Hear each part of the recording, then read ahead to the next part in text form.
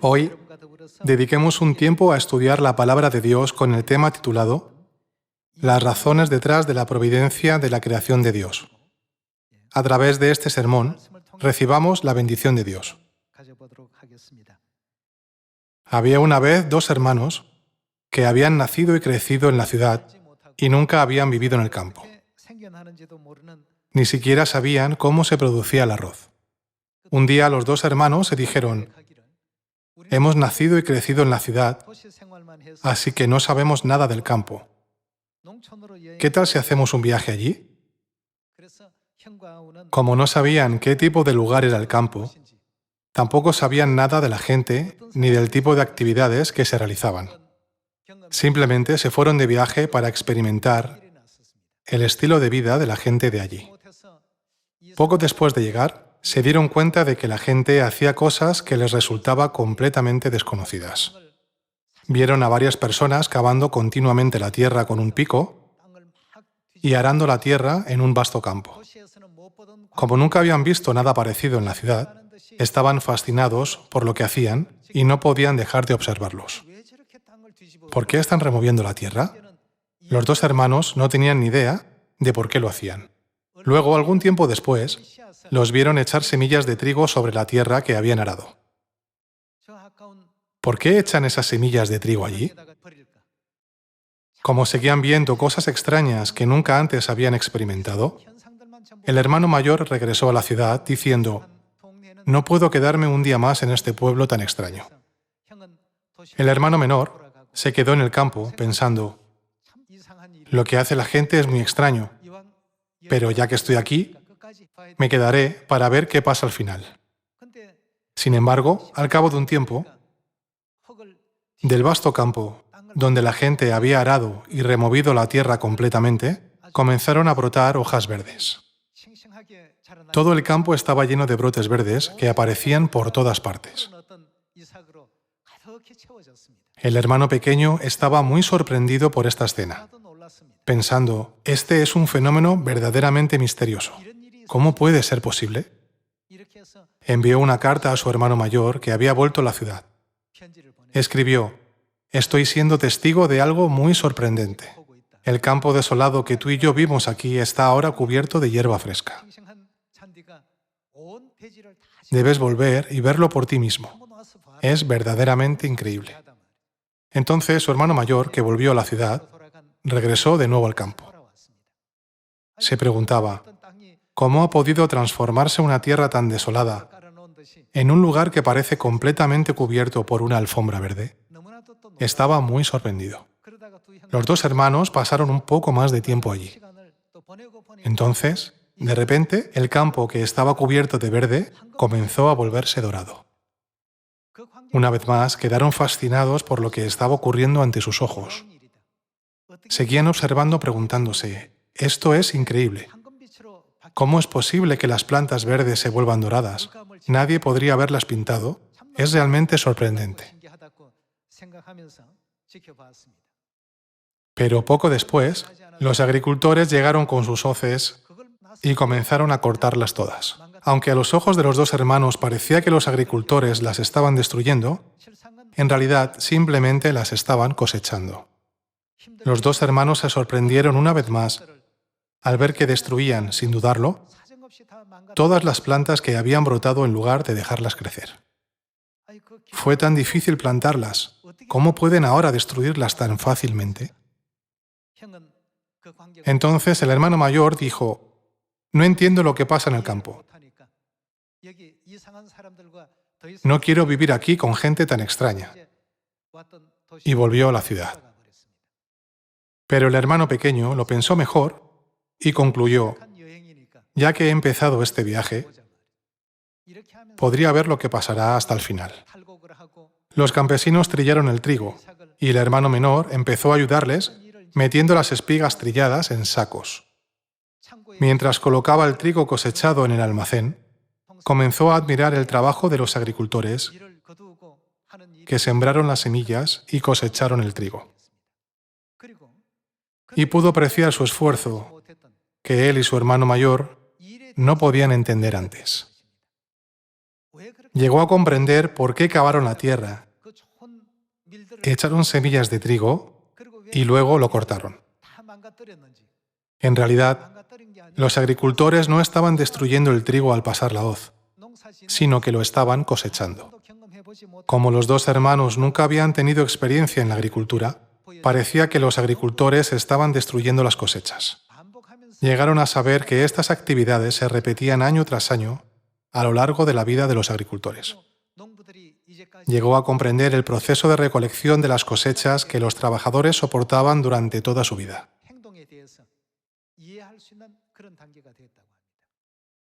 De la misma manera, cuando se trata de la obra de Dios, la gente no se ha dado cuenta de su profundidad, porque no la ha visto antes.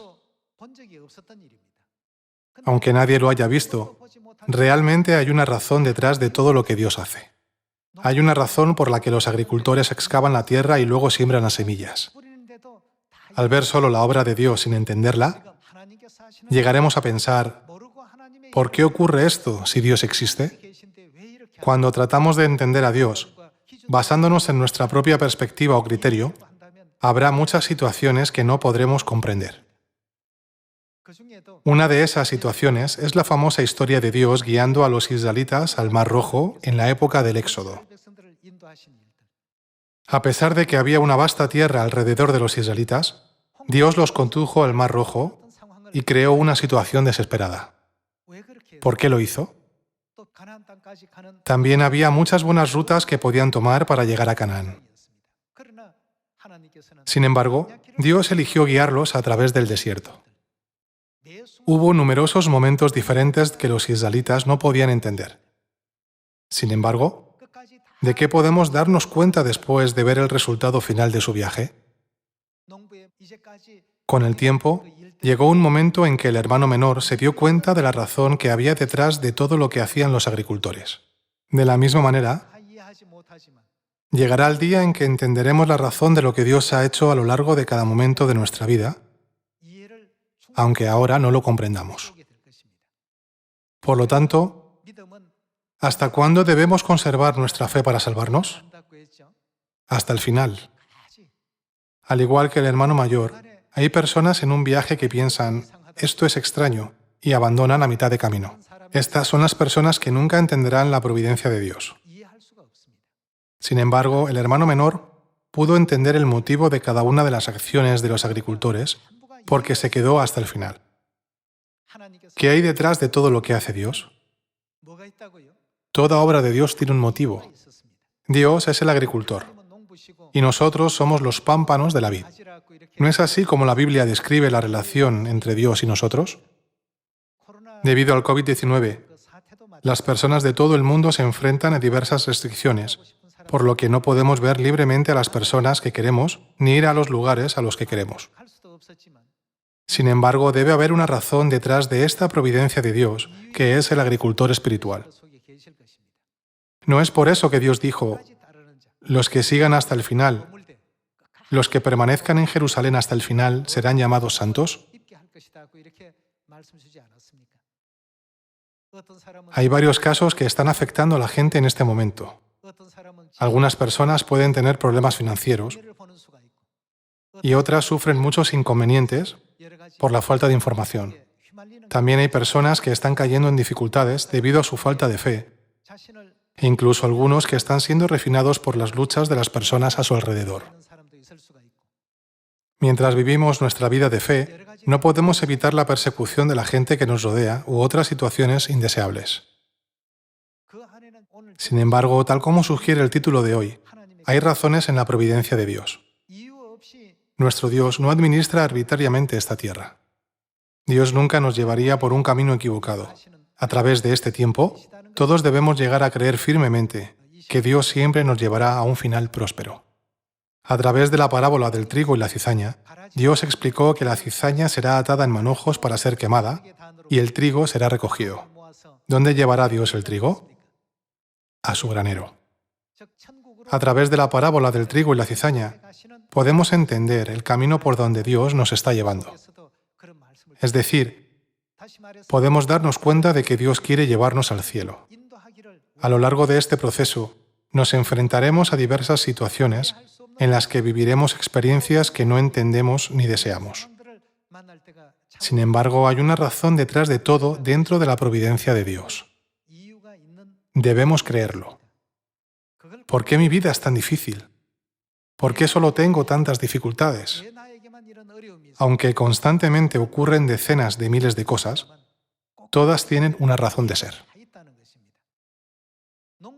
Cada una de las acciones de los agricultores tenía una razón definida. Dios dijo a través de la parábola del trigo y la cizaña que nos llevará al granero celestial. A través de esta parábola, ¿no somos capaces de ver la voluntad de Dios de llevarnos al reino de los cielos? Entonces, ¿qué debemos tener para ir al cielo? Según Apocalipsis capítulo 21, versículo 4, no podemos llevarnos la muerte al cielo. Como la muerte no existe en el cielo, debemos recibir la vida eterna antes de volver allí. Dios designó innumerables padres de la fe para darnos la vida eterna.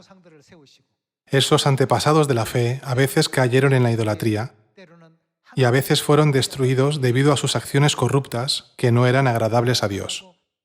Más tarde, sin embargo, nacieron sus descendientes y fueron bendecidos por tener una fe correcta hacia Dios. ¿No se está repitiendo este suceso desde hace 6.000 años? En esta última época del Espíritu Santo, la que vivimos hoy, ¿acaso no está Dios Madre con nosotros guiándonos al camino de la vida eterna?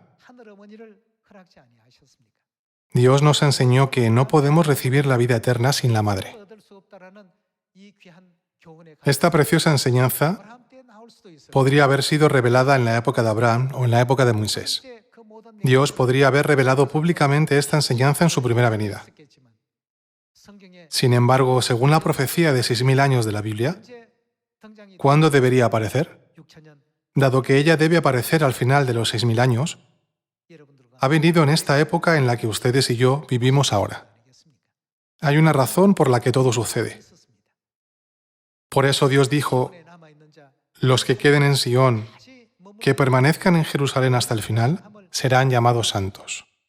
Cuando nos mantengamos firmes hasta el final, podremos entender las razones de la administración de Dios. Hace 2.000 años, cuando Jesús iba a lavar los pies de Pedro, éste lo rechazó al principio.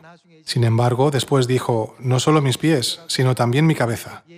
En ese momento Jesús le dijo, lo que yo hago, tú no lo comprendes ahora, mas lo entenderás después. Lo mismo ocurre con nosotros. Hay muchas cosas que no podemos entender mientras estamos en los diversos caminos por los que Dios nos lleva.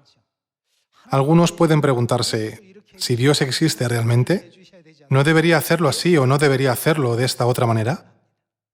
Con pensamientos como estos, llegamos a malinterpretar a Dios. Sin embargo, ¿a dónde quiere guiarnos al final?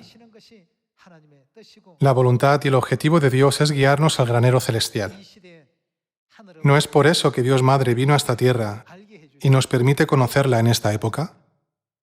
Estudiemos esto en Apocalipsis capítulo 4. En capítulo 4, versículo 10, está escrito,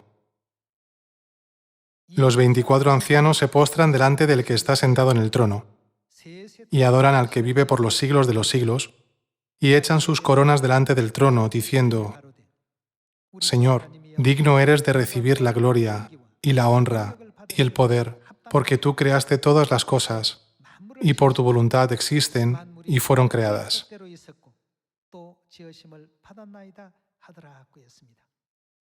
Cada vez que leo estas palabras llenas de gracia, me asombro mucho. Por tu voluntad todas las cosas existen. Siempre hay una razón detrás de la providencia de la creación de Dios. Dios lleva su administración con un propósito en mente. Él crea situaciones a nuestro alrededor por alguna razón definida y hace las circunstancias más adecuadas para que vayamos al cielo. Ya les hablé una vez de esto. Hay gente que pesca arenques en el Mar del Norte y los lleva a la tierra. Supongo que se necesita mucho tiempo para transportarlos. Por eso, si solo traen arenques, la mayoría muere en el camino. Según tengo entendido, Cuando se vende pescado en el mercado, los peces muertos tienen menos valor que los vivos. Después de pensarlo mucho, los pescadores decidieron transportar los arenques junto con sus enemigos naturales. Peces como el siluro o el salmonete son enemigos naturales del arenque. Cuando los salmonetes se juntaron con los arenques, el 99% de ellos vivieron. Por otra parte, cuando los transportaron sin sus enemigos naturales, la mayoría de ellos murieron antes de llegar a tierra. Dios también da a sus hijos varias pruebas y dificultades con el fin de llevarlos al granero celestial. Entonces, ¿cuál creen que es la voluntad de Dios al darnos pruebas y dificultades? Debemos tener presente el mensaje que Dios nos envía a través de las dificultades. Superando todo esto, deben alcanzar el reino de los cielos. Si Dios solo hubiera hecho peces como los arenques, habría sido muy difícil que pudiéramos comer marisco fresco. Gracias a sus enemigos naturales, se creó un entorno por el que podían ser transportados con vida. Viendo esto en la disposición de Dios, podemos animarnos a no rendirnos ni perder la esperanza por las diversas dificultades que nos rodean. Por favor, consideren que es la forma en que Dios nos dice: deben mantener su fe viva hasta el final y regresar al reino de los cielos. Creo que esta es la forma correcta de interpretar la voluntad de Dios. Está escrito que todas las cosas fueron creadas y existen por la voluntad de Dios. Entonces, hoy entendamos la voluntad de Dios al darnos a la Madre Celestial con el tema titulado Las razones detrás de la providencia de la creación de Dios.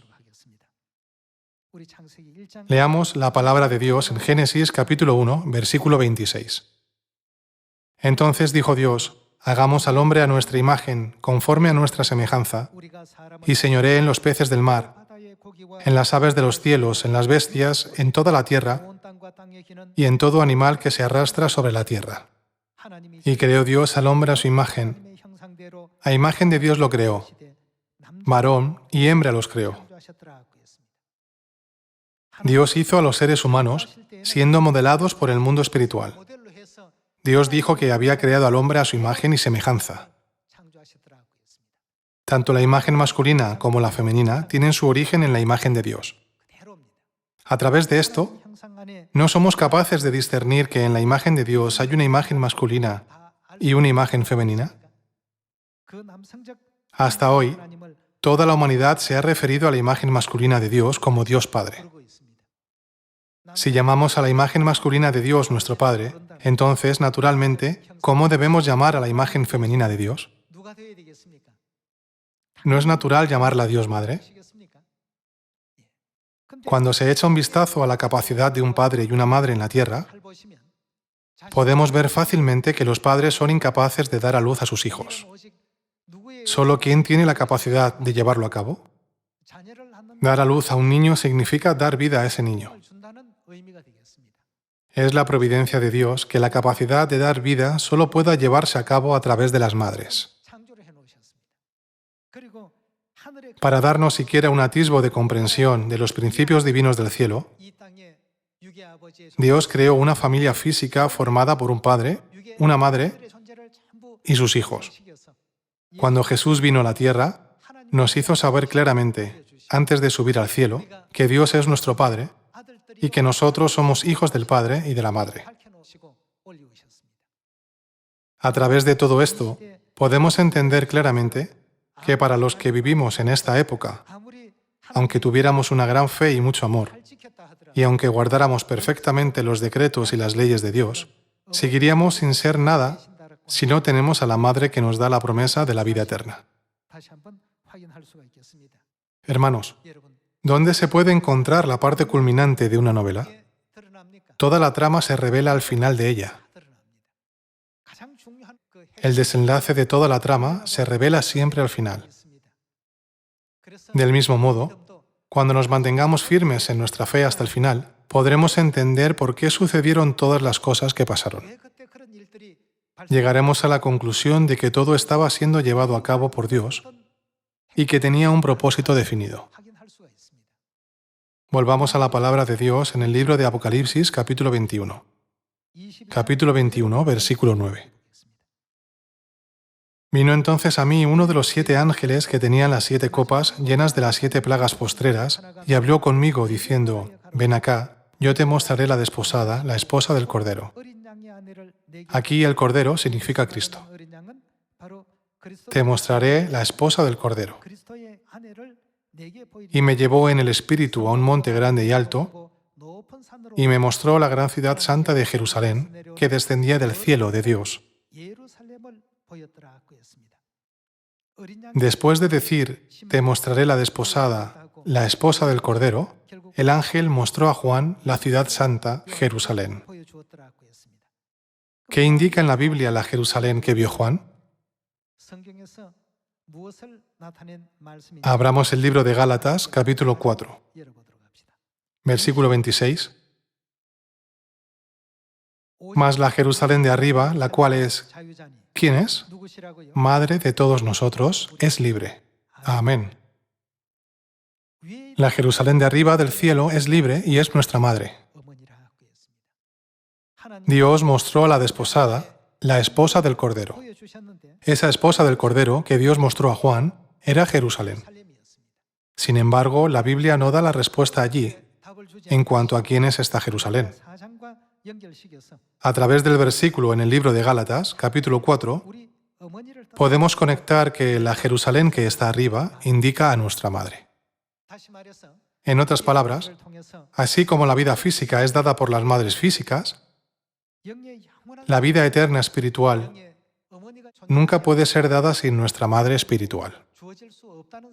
Es importante que todos los hijos de Sión se den cuenta de esta verdad. ¿Podemos ir al cielo si no recibimos la vida eterna? ¿Por qué no podemos ir allí? El cielo es un mundo donde no hay muerte.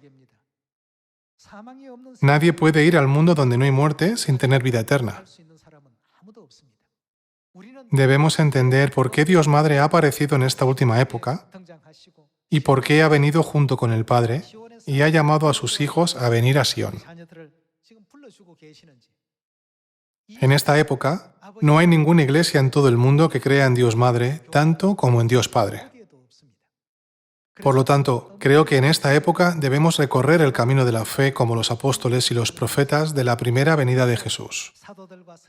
Ellos dedicaron su vida a dar testimonio de Jesús.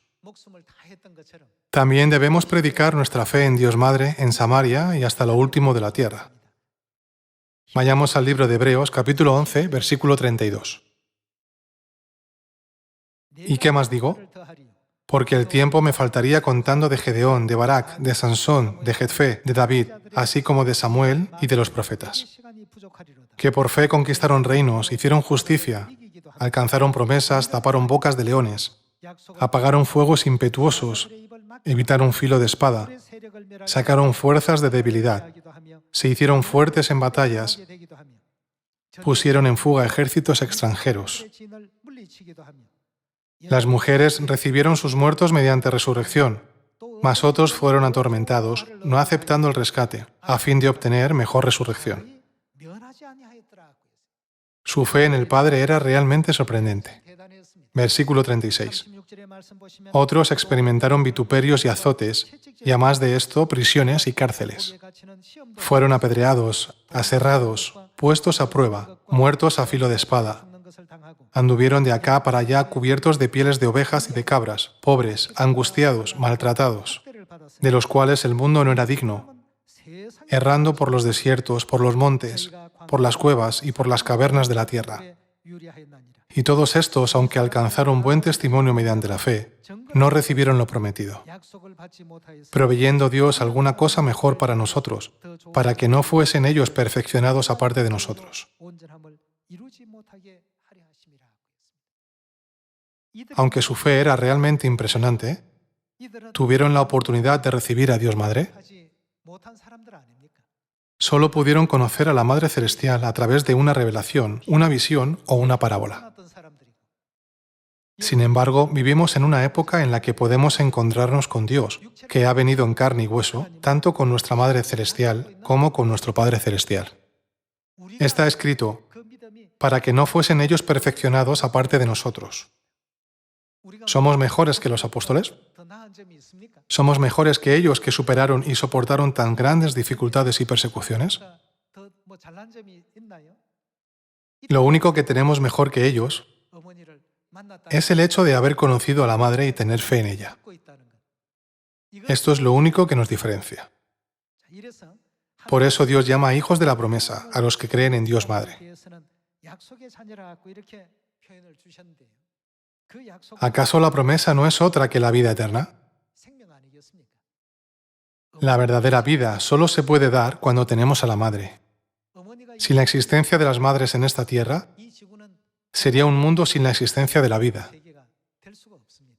Necesitamos absolutamente a nuestra Madre Celestial. Veamos el libro de Gálatas, capítulo 4, versículo 28. Así que, hermanos, nosotros, como Isaac, somos hijos de la promesa. Pero como entonces el que había nacido según la carne perseguía al que había nacido según el Espíritu, así también ahora. Mas, ¿qué dice la Escritura? Echa fuera a la esclava y a su hijo, porque no heredará el hijo de la esclava con el hijo de la libre. De manera, hermanos, que no somos hijos de la esclava, sino de la libre. Dios nos enseña el asunto de Ismael, hijo de una mujer esclava, y de Isaac, hijo de una mujer libre, para hacernos saber a través de esta parábola que somos hijos de la promesa como Isaac. Isaac no era digno de recibir la primogenitura del hijo mayor. Esto se debe a que el hijo primogénito de Abraham era Ismael. Sin embargo, Dios nos hizo saber que Ismael no podía ser el hijo primogénito al haber nacido solo del cuerpo de Abraham. Más bien fue por haber nacido a través de Sara que pudo recibir la primogenitura como hijo primogénito de Abraham. Entonces, ¿a través de quién deben nacer los hijos de Abraham para convertirse en hijos de la promesa? Por supuesto, debemos tener fe absoluta en el Padre. ¿Pero en quién también debemos tener fe? Debemos convertirnos en hijos de Sara, que representa a nuestra Madre Celestial. La única condición es convertirse en un hijo de la Madre Celestial. Isaac no fue designado como hijo primogénito porque fuera inteligente o por cualquier otra característica sobresaliente. No fue el hecho de nacer de su madre, Sara, la única razón por la que se convirtió en el hijo primogénito y el heredero de la familia de Abraham, y lo que le dio derecho a recibir toda la herencia de su padre. Hoy, todos los hijos de Sión, aprovechemos esta oportunidad para consolidar nuestra fe en Padre y Madre Celestiales. Al crear todas las cosas del mundo, Dios las creó con un propósito. Hay razones detrás de toda la providencia de Dios. Al igual que los dos hermanos mencionados en la historia, el mundo no entiende lo que Dios está haciendo. La gente da por sentada la disposición de Dios, considerándola como algo natural. Sin embargo, cuando observamos de cerca todo lo que sucede a nuestro alrededor, hay un propósito y una razón definidos. Grabemos este hecho en nuestros corazones una vez más. También este año, anunciemos a todo el mundo sobre la Madre Celestial y presumamos de ella alegremente. No huyamos de las persecuciones o dificultades que esto pueda acarrear. Más bien, debemos convertirnos en los hijos celestiales que pueden recibir aún más bendiciones de Dios al superar todas las dificultades. Esperando que hayan recibido mucha gracia, me gustaría concluir el sermón. Muchas gracias.